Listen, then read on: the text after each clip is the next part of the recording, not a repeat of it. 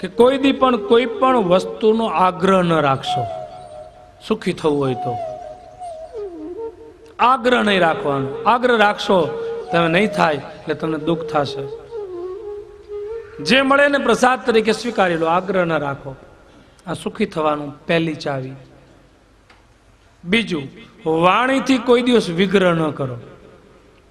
આ સુખી થવાનો બીજો રસ્તો. શું કામ ભાઈ ખરાબ બોલીએ?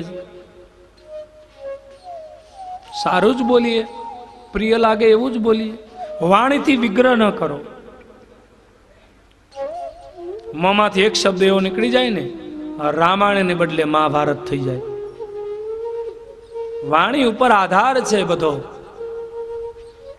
અને એનાથી આગળ સંપત્તિનો કોઈ દી સંગ્રહ ન કરવો જો સુખી થવું હોય તો.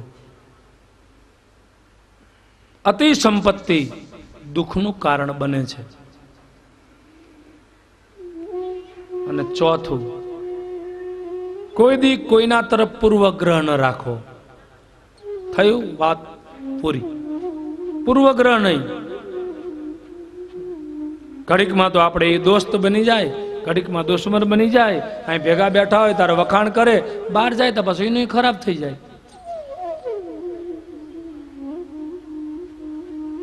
જેનું વાણી અને વર્તન સ્થિર ન હોય એનો વિશ્વાસ ન કરવો. આ બેયની સ્થિરતા હોવી જોઈએ, વાણી અને વર્તન. અને આવો વ્યક્તિ જે હશે ને એ જ સમાજને સ્થિરતા આપી શકશે.